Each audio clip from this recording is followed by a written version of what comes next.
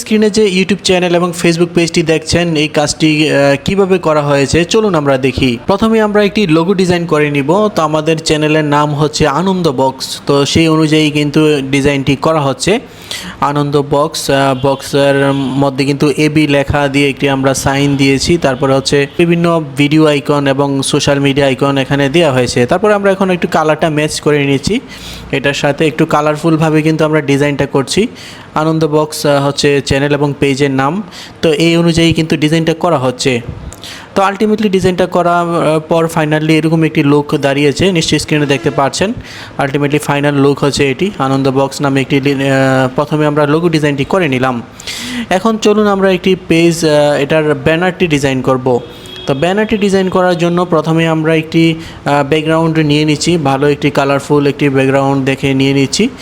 আমরা এটি পিন্টারেস্ট থেকে একটি ব্যানার ডাউনলোড করে নেওয়া হয়েছে। তারপর এটা আমরা মার্জ করে দিলাম, মার্জ করে দিয়ে একটু ডার্ক করে দিলাম যেন আমাদের লেখাগুলো ফুটে আসে। তারপরে এক সাইডে আনন্দ বক্সের যেই লোগোটি আছে সেই লোগোটি আমরা বসিয়ে দিচ্ছি, আর মাঝামাঝিতে বড় করে আনন্দ বক্স লেখাটি লিখে দিচ্ছি। তো লোগোটি এবং নামটি বসানোর পর আমরা যেই চ্যানেলের যেই মালিক ওনার ছবিটি বসিয়ে দিচ্ছি।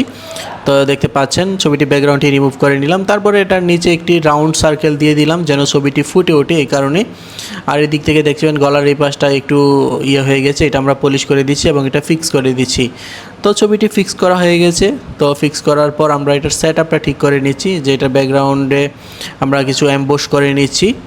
দেখতে পাচ্ছেন এমবোস কালার অ্যাড করে নিলাম এবং এটা নিচে ড্রপ শেডও অ্যাড করে দিয়েছি। এখন একটু এটা আমরা অ্যাডজাস্ট করে নিচ্ছি, যে পজিশনটা কিন্তু আমরা ঠিকঠাক করে নিচ্ছি। একটু চাপিয়ে দেওয়া হয়েছে যেন লেখাটা একটু বড় হয় এবং মাঝামাঝিতে চলে আসে, দেখতে যেন সুন্দর লাগে। তো এরকমভাবে এই জায়গায় একটা সমস্যা ধরা পড়েছে, তো আমরা এখনও এটা ফিক্স করে দিচ্ছি। তো আলটিমেটলি আমাদের যে ব্যানার আছে ব্যানারের লুকটি এরকম দাঁড়িয়েছে, নিশ্চয়ই স্ক্রিনে দেখতে পাচ্ছেন। আলটিমেটলি ব্যানারের যে ফাইনাল লুক আছে সেটা এরকম দেখাচ্ছে, দেখতে পাচ্ছেন। খুব কালারফুলভাবে কিন্তু কাজটি করা হয়েছে।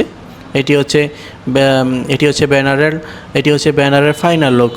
তো চলুন বন্ধুরা আমরা এখন এটি ইউটিউবে আপলোড করি। তো আপলোড করার পর দেখি আমাদের ইউটিউবের লুকিংটা আসলে কেমন হচ্ছে। এখন আমরা ইউটিউবে এটি আপলোড করে দিচ্ছি। প্রথমে আমরা ব্যানারটি আপলোড করে দিলাম, তারপরে রাউন্ড যেটি আছে এটি আপলোড করে দিলাম। তো আলটিমেটলি ফাইনালি আমাদের যেই ইউটিউব চ্যানেল আছে ইউটিউব চ্যানেলের লুকিংটি এরকম দেখাচ্ছে, নিশ্চয়ই দেখতে। তারপরে এখন আমরা এটার এসইউ এবং এসইউর কিছু কাজ করে নিব। তার মধ্যে থাকবে